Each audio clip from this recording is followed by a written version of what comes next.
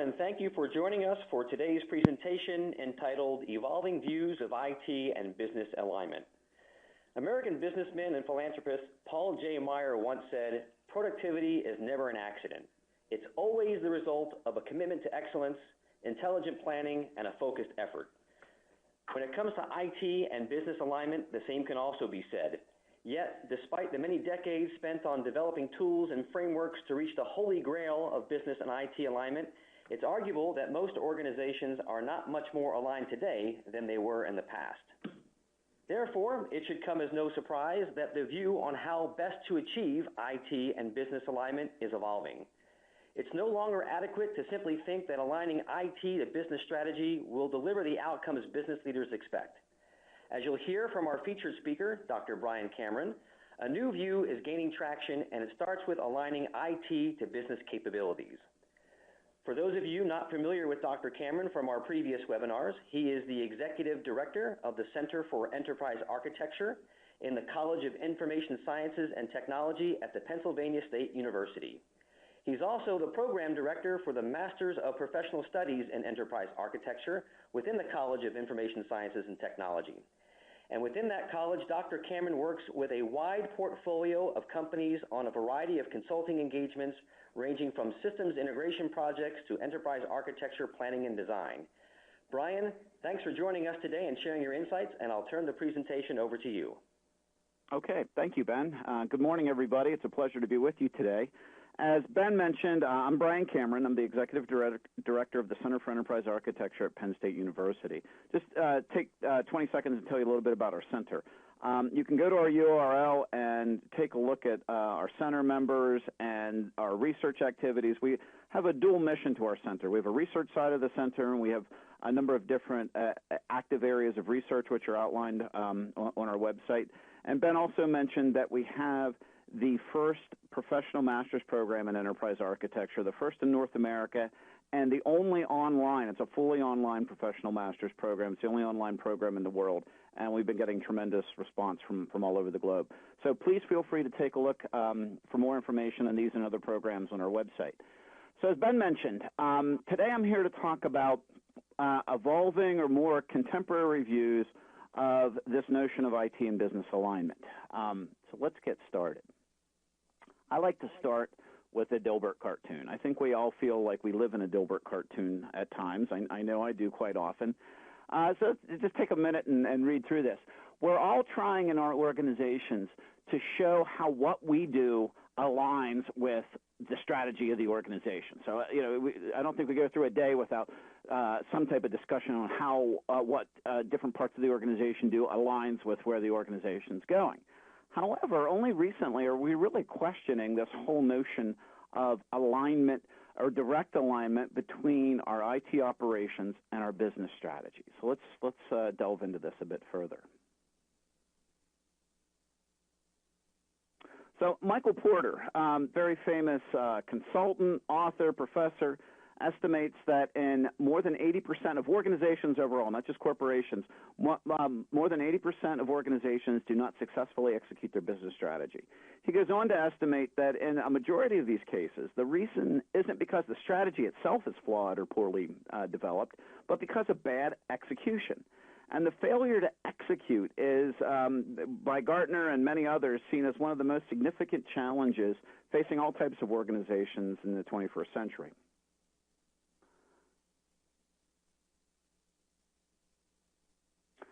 According to Gartner and others, and these statistics vary, but they're all very high, roughly 75% of IT projects fail either outright or fail to achieve a significant number of their desired objectives.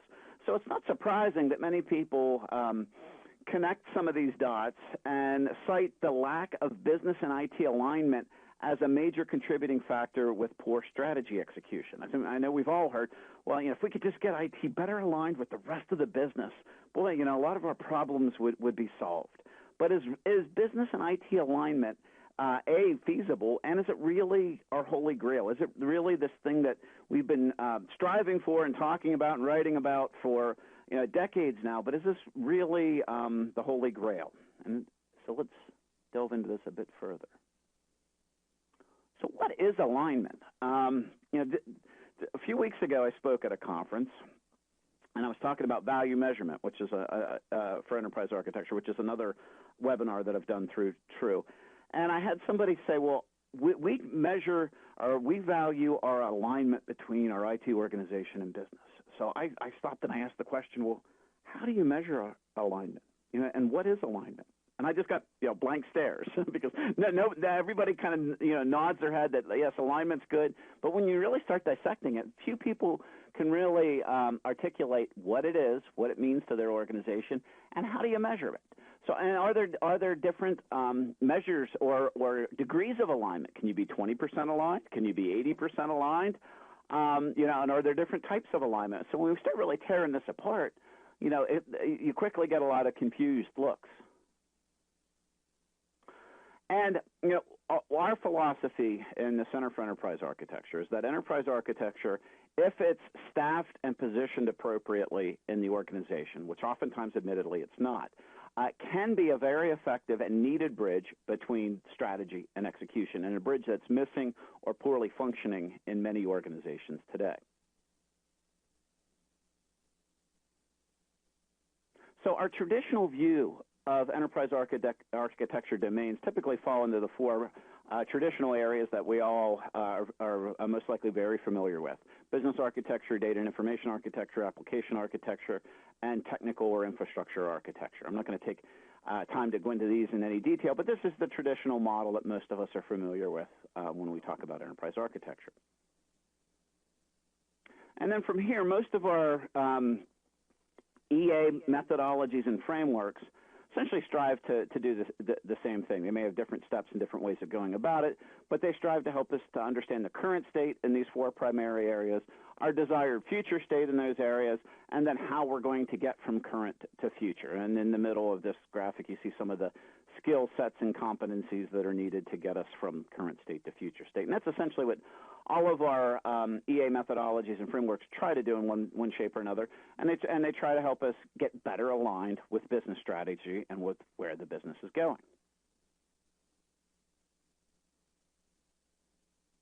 And this alignment worldview that we've all grown up with over the last few decades, and that is alive and well in many organizations today, and the IT alignment worldview, IT is the separate thing that's out here, and the rest of the business is over here. And we've got to get this IT thing aligned with the rest of the business. Well, I think a better worldview, a worldview that Gartner and many others, including us at Penn State, subscribe to, is that IT is another part of the business and should be thought about just as you think about any other part of the business. So if we're going with the alignment argument, does finance or human resources or any other area need to be any less aligned with where the business is going than IT does? And if we're talking about the business, IT is an enabler of the business. Shouldn't we be talking about it and thinking about it just like we do any other part of the business? So let's move on from that thought. So if you agree with that last statement, then what many today are starting to say is that we really need to recast some of our traditional IT-centric models and frameworks in enterprise architecture to models and frameworks that really work for the entire enterprise, not just IT. I mean, really, we've been using the term enterprise architecture incorrectly for quite a while. It's really in many organizations today, we're really talking about enterprise IT architecture. And if we want to get beyond that and evolve EA to true enterprise-wide architecture, it's going to take some different skill sets, different ways of thinking, better integration with the business, and models and frameworks that work for the entire enterprise and are not overly IT-focused or IT-centric. So a step in this direction, a friend of mine, Len Feskins from the Open Group, and this isn't something you're going to see publicly available yet. This is still very much a work in process. He is in the process of recasting the traditional enterprise architecture stack that you see on the left-hand side into terms that are meaningful and valued by the entire enterprise, not just the IT organization. So, for example, if you look under infrastructure, rather than just talking about servers, routers, and IT infrastructure, we're talking about all physical and intangible assets of the organization. So that type of thinking is where I think we need to go as a profession if our goal is to become true enterprise-wide architecture and not just enterprise IT architecture. And this just elaborates, I'm not going to spend any more time on this slide, on some of the components of Lens model, as we try to recast some of our traditional models into terms and concepts that apply or are understood by the entire enterprise.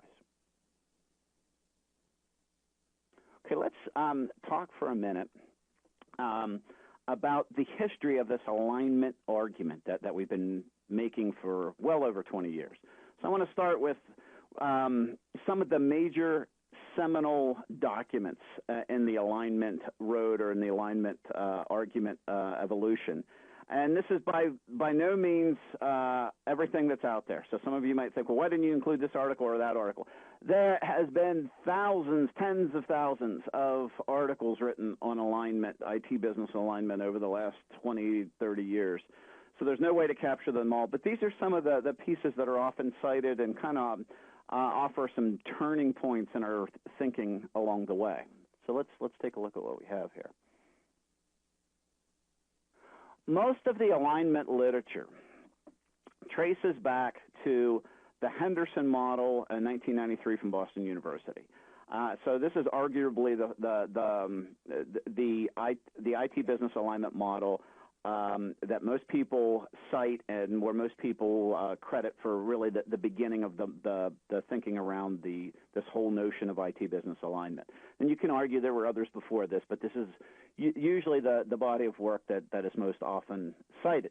And in this particular argument, according to Henderson, 1993, the inability to realize value from your IT investments is due to a lack of alignment between business and IT strategies of the organizations.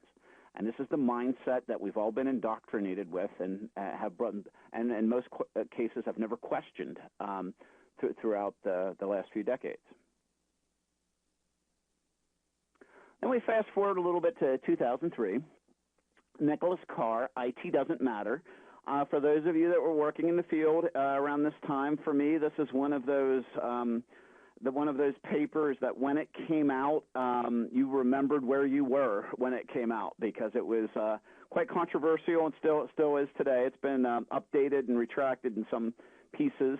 But essentially when it first came out, the argument was, and there was some shock factor around this, that IT is a commodity to be outsourced, and it really doesn't have much in the way of strategic implications. Now, since then, Carr's come out with retractions and updates to this thinking, and essentially I think where we are now, and I think we could all agree with this, there are commodity components to IT that should be outsourced, but there are strategic components as well that should be kept closer to the vest, and IT can be an enabler and a source of strategic advantage if used properly for an organization. So I think we've advanced in this thinking. Okay, then go forward a few more years to 2007. This came out of MIT Sloan, a very interesting article called Avoiding the Alignment Trap in IT. We're going to spend a few slides on this article. Essentially, they found that a narrow focus, a blind focus almost, just on alignment with business functions in IT, actually, if done inappropriately or incorrectly, we'll get into some details here in a second, can actually decrease the performance of the organization. So let's see what we mean by this. So the startling finding, now, and I'll give you a visual representation of this on the next slide. Companies where IT was highly aligned with the business, and we'll talk about how they defined alignment in this particular study, so that they're aligned with the business, but the business practices weren't effective. So you're just blindly aligning with bad business practices in these cases. They're actually worse off than if you're not aligned at all. And this company, or in these examples, the spend was more in the IT organization, and the compound annual growth rate in sales was lower in those organizations. So it actually hurt the organizations. And let's get into some more detail. Okay, so here's how they defined alignment. Alignment between business goals and IT goals. So they have an alignment axis, how well IT understood the business goals, and then on the other axis, how efficient the IT organization was in delivering its services. And you can argue whether they're the right measures of alignment or not. They're the ones they used in this particular study. So what's interesting here, if you're highly aligned with business practices and just blindly aligning with what may be bad business practices and not very good at what you do, you actually have a higher spend in your IT organization and a lower compound annual growth in sales rate. What also is interesting here that 3/4 of the organizations fall down into the lower left, and I would argue that's probably about the same today, where we're not very well aligned and we're not necessarily that effective of what we do, and not very many in the upper right-hand corner. So let's take a look at some more of the findings. So some of the recommendations, emphasizing simplicity and eliminating unnecessary complexity, right sourcing capabilities, determine what to keep in-house and what to outsource, and end-to-end accountability and better access to information. So I don't know if there's any necessarily shocking findings here, but findings that I think confirm a lot of the things that we've been attempting to do in organizations for quite a while.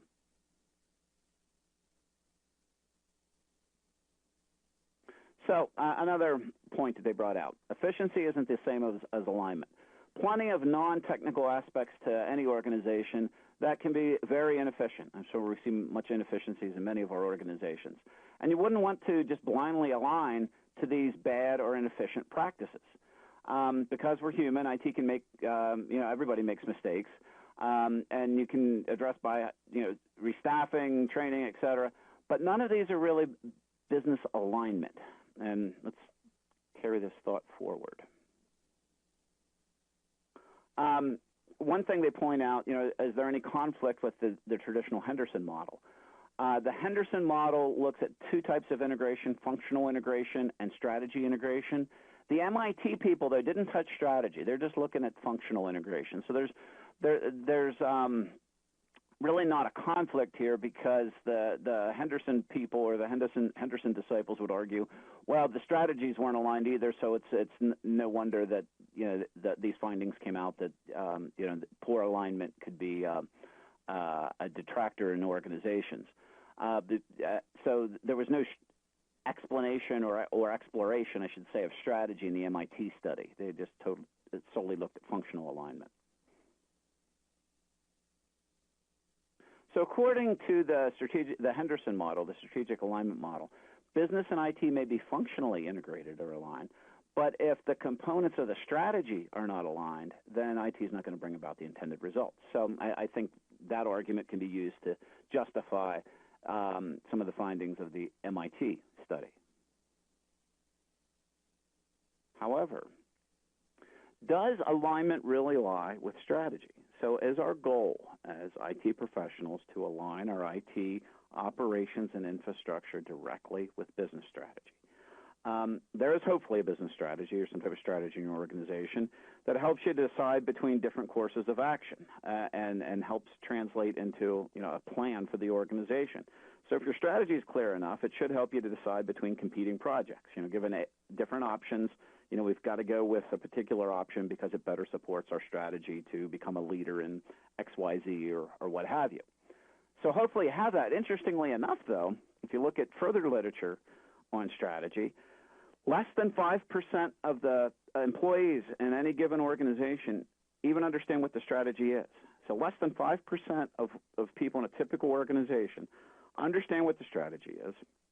And as we'll point out here in a few minutes, strategy is a moving target. Strategy is something that's constantly being tweaked. So we have many different business strategies. This is just a subset of different types of business strategies. And you may have a combination of these strategies in your organization. And as I said, there's an old saying, no plan survives contact with the enemy. Same with strategies. You set out with a strategy, but then you get out in the marketplace or in your organizations, and it's constantly being tweaked and changed based on market conditions. And if only 5% or less than 5% of people in your organization even understand what the strategy is at any given point in time, and it's being changed and tweaked, how in the world are you going to align your IT operations with that type of entity or that type of situation where it's poorly understood, only understood by a small percentage of people, and it's constantly being tweaked and changed? So So IT strategy and all it entails has to align with business strategy, right? That's what we've been trained to trained to believe and grown up believing that this is, a given truth that it shouldn't be questioned. However, in reality, it's a very hard thing to do. And Ben mentioned most of our organizations aren't any better aligned today than they were, years and years ago. And I think it's because this is I would say it's not just very hard, it's next to impossible to do. Business plan's a fluid thing. As I said, no plan survives contact with the enemy, so it's constantly being tweaked and changed in many organizations. And it's hard to write an IT strategy that dictates the directions of things that are expensive and hard to change. IT infrastructure is not easily dramatically overhauled or changed dramatically. So an IT strategy is a seriously weighty thing to put together. So if the frame of reference isn't the IT strategy, if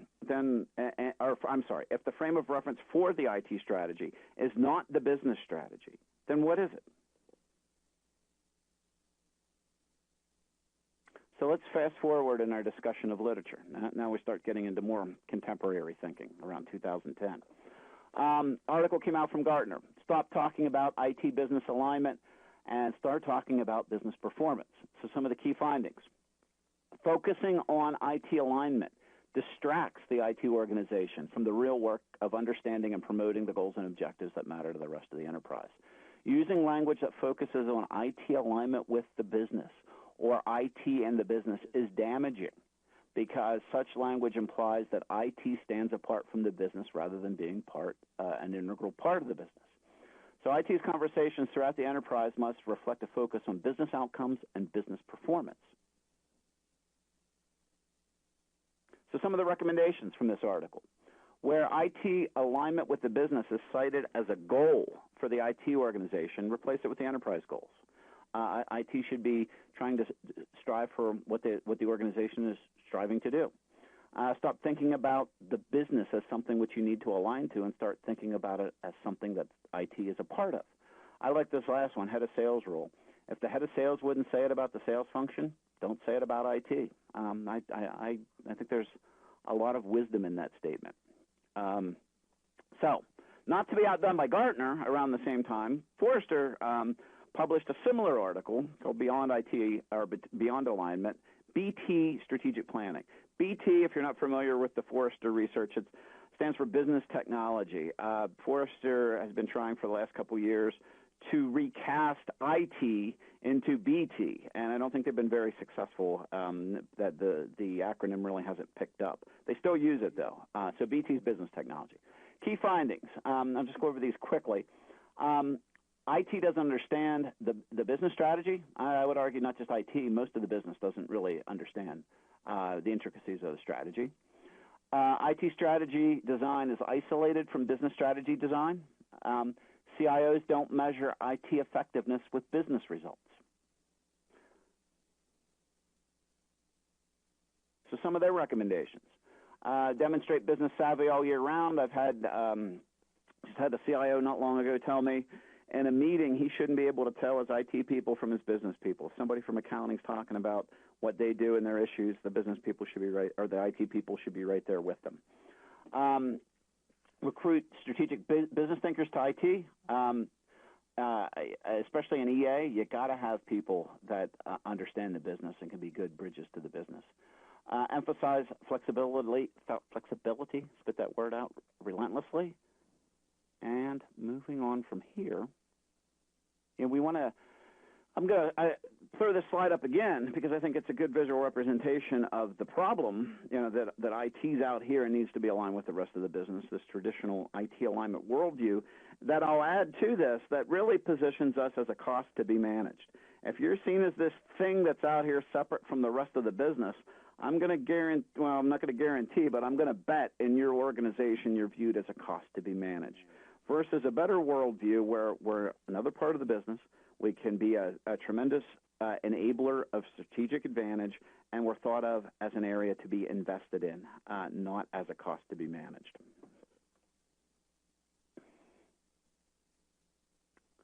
So moving on in our argument. So The job of strategy, then, isn't to align to the job of IT strategy, rather, isn't to align directly with the business strategy. It's to give business people who create the IT, to create strategy, many options to change tack and change direction as possible. So we want to be an enabler of capabilities. A capability equals competitive advantage when the business strategy is a good one. So IT alone can't save any business, but if we can make it more agile, reactive, effective, and make changes just a bit easier and quicker to do, it can have a serious impact on the competitive advantage of the organization. So if you are with me in all of this so far, and it's easier to talk about what we do and to sell this type of strategy back to the business as an enabler of capabilities. Your capabilities can stimulate their ideas. It can create a great back and forth and get you that seat at the strategic planning table that we all want, and not and get out of the order taker mode that many of our IT organizations find themselves in. So suddenly IT can look like a platform for opportunity and not just a cost to be managed. Rather than conversations being around how hard it is to do things and, as I said, the IT organization being the order taker, you're seen as more of a strategic partner over time. And this is difficult to do, where IT is merely aligned with the business, where IT is this thing out here, this cost to be managed that needs to get in line and get aligned with the rest of us. And that worldview, the customer is the business is always right, IT is the order taker, and this mindset doesn't allow the IT organization to really influence the strategy or to be viewed as an enabler of strategic advantage. So, next step on this journey is to move from this alignment perspective that we talked about to being the strategic partner with the rest of the business, and many of us are striving to do this. So let's talk about some of the issues around this. According to Gartner, in the next couple of years, not in all organizations, but in a growing number of organizations, the primary factor for determining CIO compensation will be the amount of new revenue generated from IT initiatives. So how are you contributing to the bottom line? Not traditional measures such as cost containment or headcount containment and things like that. So more value measures aligned as other parts of the business are aligned with the bottom line of the business. How did you help grow what the business does? Which I think is kind of an exciting paradigm for us. So this requires changes of thinking. Just some simple examples. So I'll throw a few simple examples. Telecom services. Old thinking, it's all about cost. We want to get the cheapest telecom provider. New thinking, this is an infrastructure for our strategic advantage. So the cheapest person might not be the best partner. We want to think about many dimensions related to strategic advantage. So I think this last line is important. If you don't talk to the business in terms of the business and how you're contributing to the business and talk about what you do in terms they understand and value, you're going to continue to be perceived as a utility, and IT won't matter, at least not in those people's eyes. Another example, the budgeting process. In most IT organizations today, much of the spending, over 75% in many cases, is spent on just what Gartner calls keep the lights on functions, more utility commodity functions that honestly could be outsourced and in many cases should be outsourced. What many IT organizations are trying to do today is understand where they spend their money and spend, instead of spending so much just on keep the lights on functions, which are easily outsourced, decrease the amount spent there, oftentimes through outsourcing, and then spend more money in R&D and more strategically oriented functions to really build this strategic enablement capability within the IT organization. And that's a difficult transition for many people to make. You need different ways of thinking. You need different people as well. The people that are good at just putting the fires out and keeping the lights on probably aren't the strategic thinkers that you need to really develop more R&D and strategic level forward-thinking capabilities. So it requires a a change in skill sets and personnel in many cases as well. So when we look at budgeting, a new thinking, developing a portfolio approach where you understand your spend, you're trying to decrease the amount that you spend on commodities, and then really trying to spend on functions, R&D capabilities that might transform the business and provide strategic competitive enablement of the business. And when you get to that point, then over time you earn that seat at the strategic planning table. And one last example. Talk about value communication. I do a lot of research on value measurement for enterprise architecture and get asked to speak a lot on the topic. And I actually did a previous webinar about a year ago for True on the topic that if you haven't seen it, you might want to view. But the old thinking around value communication is that we communicate how we're containing our expenses, the numbers of servers we virtualized, essentially how we're spending the money and containing costs. And if that's the only way you represent your value to the organization, to the outside world or the world outside of IT, that's how they're going to view you, as a cost to be contained. So new thinking, we need to discuss our contribution and how we're enabling revenue generation and enabling next generation products and services, and how we're contributing to making the organization more successful and to the bottom line of the organization. And when you focus on metrics that the rest of the organization values. So do you know how your key stakeholders are measured and how your key business capabilities are measured, for example, and how what you do contributes to those KPIs and how you're helping contribute to make those KPIs better? And if you start thinking like that, and you can show how you're making those KPIs better, then those people are going to see you as a strategic partner because you're helping make what they do and how they're measured better. And in most organizations, I don't find many people thinking that way, unfortunately, in the IT and EA organizations. But you got to focus on measures that define value, and then you get entered into very different conversations, one about strategy and business, not how to contain costs. Okay, fast forward a little bit more. 2013, from Gartner again, leading companies leverage business architecture to integrate business strategy and IT strategies and execution. So I'm not going to read each one of these, but essentially we're continuing along the same line from the Gartner research from 2010, and really around there is when we really started to question a lot of our question in a big way, and you start seeing more and more people question this whole traditional notion of IT alignment directly with business strategy. So some of the findings here, talking about enterprise architecture again, and some of the disconnects with business strategy that we still see, especially with IT-centric EA organizations. Business architects and business architecture are starting to very much grow in prominence within EA organizations, even to the point where if an EA organization is so entrenched in IT and really can't make that leap for a variety of reasons to more of an integration with business. I've seen a few organizations actually spin off a business architecture group separate from EA, which I think is a mistake. I understand why they do it, but separating business from IT, I think, just takes us back to the 1980s in our thinking. But I understand their frustrations. They couldn't get the EA group to become more of a business-focused group, so they spun off a separate business architecture group almost out of frustration and out of need. And, I understand it, but it's a shame that it gets to that point in some organizations. But again, reiterating and building upon some of the thoughts that we saw in a couple of the previous articles. So leading organizations, some of the key findings, leverage business architecture and enterprise architecture, not to articulate in detail their business strategy, but to generate guidance that drives business and IT execution towards future state vision. So we're not trying to articulate the business strategy. We're trying to really provide or be an enabler of capability. So what we really want to align to is the key capabilities of your organization, okay?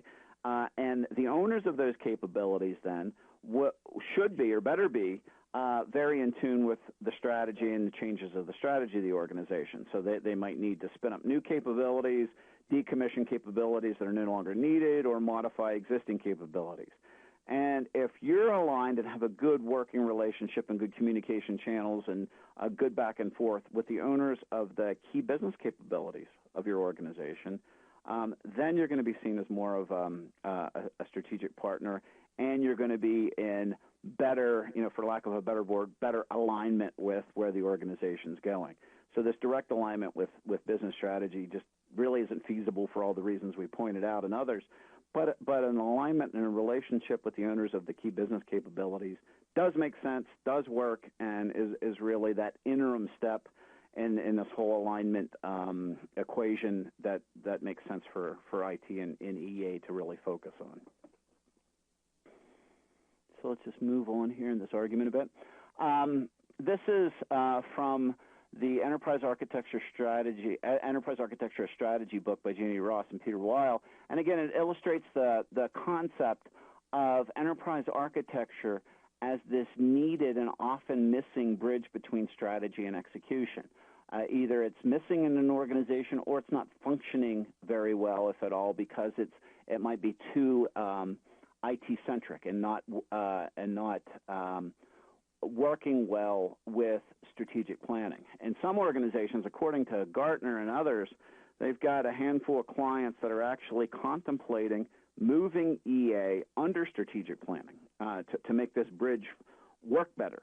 That'll be interesting to see if that becomes a trend in the future. I know I talked to many enterprise architecture groups, and many would welcome some type of reporting relationship or more solid line to strategic planning. But my argument is they're not going to give that to you. You got to earn it, and you got to earn that recognition from strategic planning by doing a lot of the things we're talking about here. Not talking about yourselves only in IT terms and in terms that reflect that you're a cost to be managed, but showing that you understand business, you understand strategy, and that you have value to add in this middle ground, middle ground between strategy and execution. Because there's plenty of research that has shown poor strategy execution. And if we as enterprise architecture professionals can show how we can help and be a value add in this middle ground between strategy and execution, then I think our value and position in the organization is going to be recognized and assured going forward. But we got a lot of work to do in many organizations to get to that point.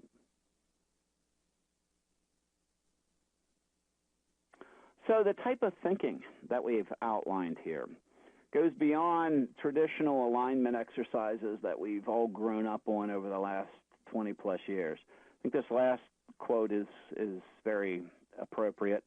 The mind is everything. What you think, you become. If you think you're a cost to be managed, that's what you're going to become. If you think that you're an enabler of strategic advantage and can demonstrate that, prove it, and have demonstrated results, you'll become that strategic partner that I think most of us aspire to be. Wall Street Journal article suggests some of these factors may be keeping IT organizations disconnected from the business, and I'm going to add a few to this list. Mindset differences between management and staff, language differences, we speak differently in IT than the rest of the business, social cultural influences and differences, flaws in governance, and difficulty of managing rapidly changing technology. These are some of the things they pointed out. I'm going to add to this that I think many of these are also enforced by our educational system, and this is across the country. IT programs, by and large, sit in computer science or engineering departments at most universities. In business schools, if they have any technology, it's usually in the form of some type of MIS department, which even that term is 1980s. Nobody even uses the term MIS anymore for the most part. So most of these programs are very dated. Business schools do not need MIS to keep their accreditation. So in some cases, in many cases actually, this is getting to be an increasing trend, MIS departments are being disbanded. Because they haven't kept up, they're not relevant in most cases. So they're just disbanded, and nothing's replacing them.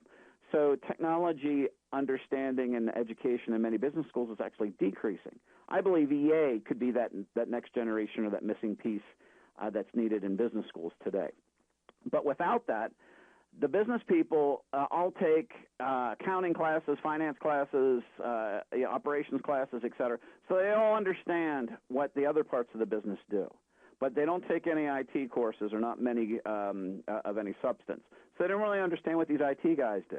Then on the other side of the coin, the IT people take all the technology courses but may not take any or very few business courses, so they don't really understand what the business people do. So it's no wonder we've got this gulf between these two different cultures and languages, et cetera. And if we're really going to be another part of the business, I think our educational systems have to change to reflect that in the curriculum. And hopefully there'll be a realization that it'll happen over time. I don't see it happening in any big way today, unfortunately. I think it's going to take some enlightened business schools with a lot of pressure from business and industry to do this, and some enlightened leadership. And hopefully, that'll happen. Okay. I'm about right where I want to be. I'd like to open it up to your questions. Perfect. So, Brian, thank you for sharing your insights. We've got dozens of questions that come in. We've got about 10 minutes, so let's see if we can how many we can work through. If your question isn't answered during this session, we'll do our best to follow up with you after the event. So here we go, Brian. We're going to jump right into this. First question is, how often should a strategy be reviewed in an organization? Well, now, are we talking IT strategy or business strategy? Business strategy, that's usually reviewed at least on an annual basis. And I'm going to argue that business strategy is constantly being tweaked as well. Most research shows, as I said, less than 5% of the people in any given organization even understand what the business strategy is at any given point in time. But it's constantly being tweaked based on changes in the marketplace, depending on how competitive your marketplace is. But at least on an annual basis, IT strategy, typically on an annual basis as well. But I'm going to also argue with the IT strategy, if you're well aligned with your business capabilities, like I'm suggesting, you're going to be making subtle tweaks along the way as well, because you're going to see what's coming down the pike to be able to better support and enable your key business capabilities. And if you have a good governance structure in place, that's the last slide mentioned, poor governance structures. Governance structures is how we make decisions and make changes. And if you've got a good governance structure in place that picks up what's coming down the pike to support your business capabilities and allows you to make decisions on what you're going to tweak along the way. So this isn't just we do this once a year and then we never revisit it. It's more of an ongoing conversation. I think that's maybe a more effective model.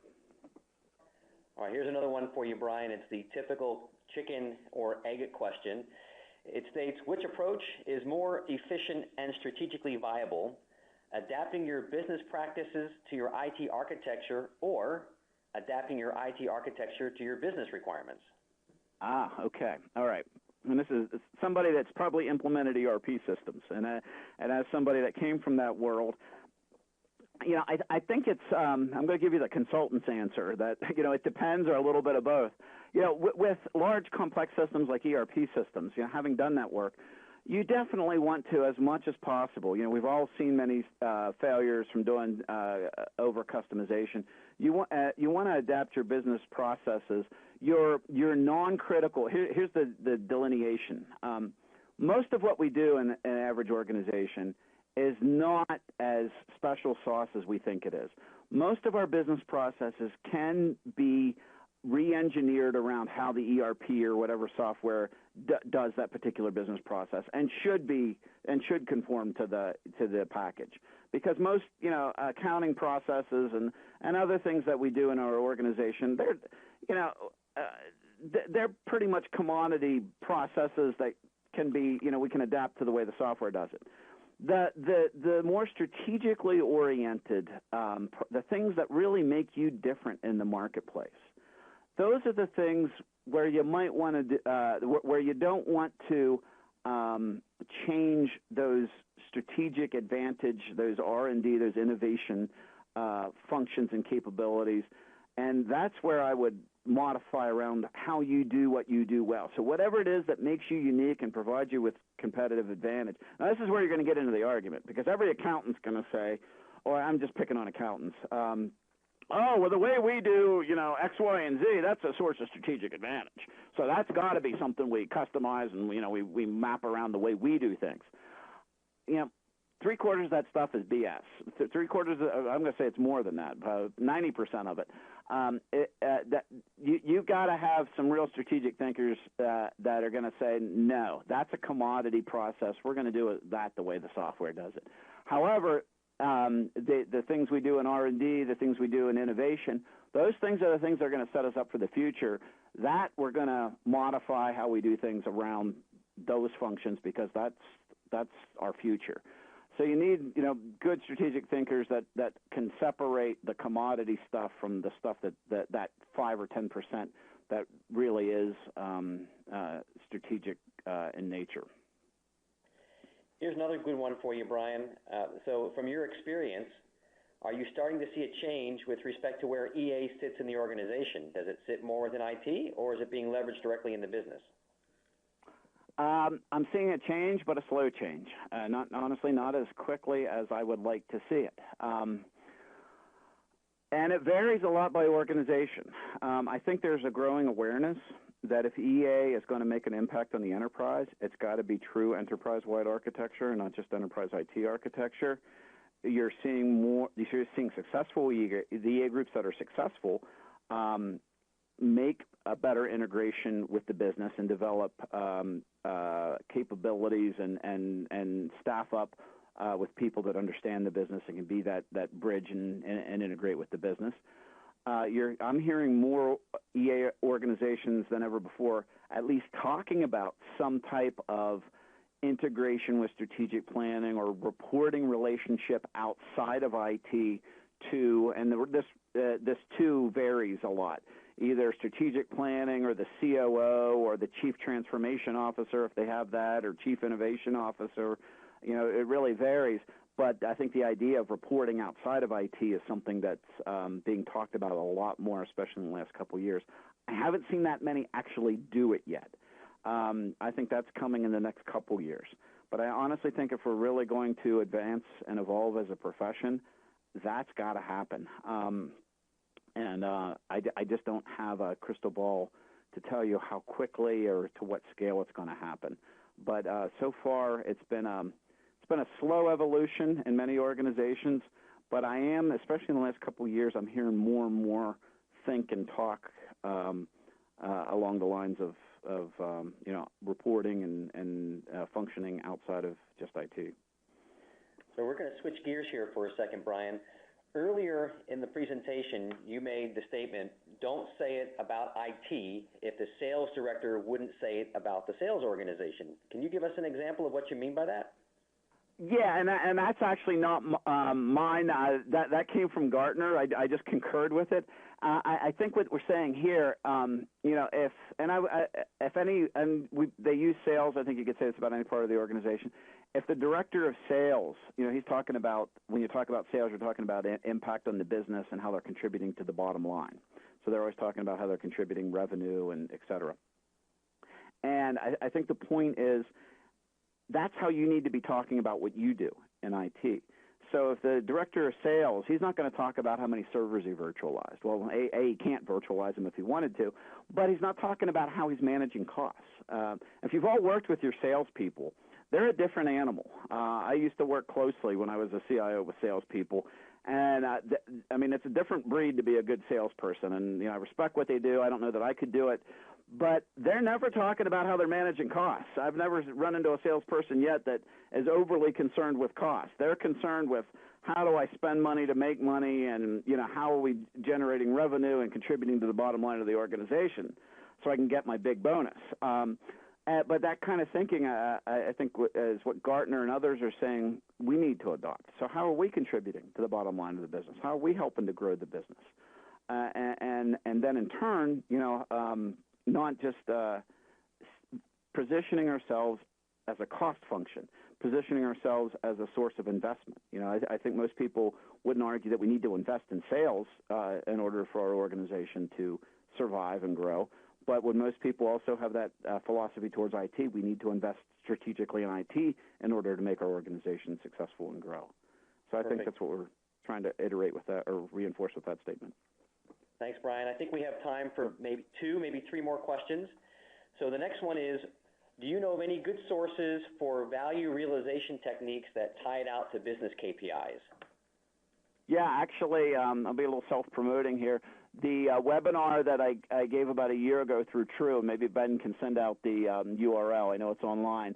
That illustrates some research we've done in the center that really ties all this together with value measurement. All right, and here's another one for you. Should there be a distinction between business architecture and enterprise architecture? Is BA a subset of EA? What's your thoughts on that? Yeah, the age-old argument here. Okay, and this is one you ask 5 people, you're going to have 5 different opinions. If if the vision for EA in your organization is true enterprise-wide architecture and not just enterprise IT architecture, if that's the vision, then yes, business architecture goes under that model. However, if EA is only IT architecture, and that's as far as it's ever going to go for either political reasons or whatever reason, but that's as far as the scope of authority and the vision is going, then business architecture could and probably out of necessity has to reside outside of EA in that world. I would rather see the first world, where EA is evolving, becoming true enterprise-wide architecture, and business architecture goes under that umbrella. But I also see in some organizations that their EA organizations have not been very effective. They're relegated just to IT only, probably aren't, at least with the current staffing and current people they have in place, probably aren't going to go any further than that. And business gets frustrated with them and then starts an outside business architecture group. So that is happening. So I think it just depends on the vision for EA and the people that you have in place. You can say we have a vision to be enterprise-wide and be integrated with the business, but if you don't have people that can do it, you're not going to get there. So if you have the people and you have the vision, then business architecture definitely goes under EA in that particular scenario. Okay, Brian, we have time for one more question, and just a quick statement. If we did not get to your question today, we'll do our best to follow up with you after the event. So here's our last question, Brian. Why aren't more organizations today aligning their IT operations with business capabilities? I think more are. You're reading more about capabilities now than ever before. I think if an organization isn't, it's more because of the people that are in place. I think one of the biggest limiting factors we have in this space is the people that we have in some organizations in these positions. Again, if you're an all-IT shop and you've got people that are real good technically, they're good network administrators, database administrators, and coders, but they have very little appreciation or understanding of business, they're never going to align with your business capabilities. They don't have the background. In many cases, they don't have the interest. They don't have the skills, variety of things.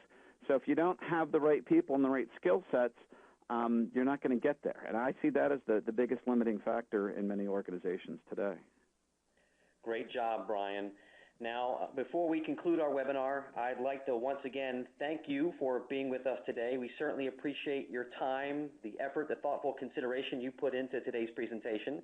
I'd also like to thank our webinar audience for taking time out of your day to join us. We hope you found today's presentation informative and helpful. And finally, upon leaving today's webinar, you'll get a sneak peek at the topic for our next event. We hope you can join us on June 26th to hear Mark Ricks with LPL Financial, who's going to share their framework for managing a multi-year technology transformation. And we look forward to seeing you then. Thank you very much. Thank you, Ben.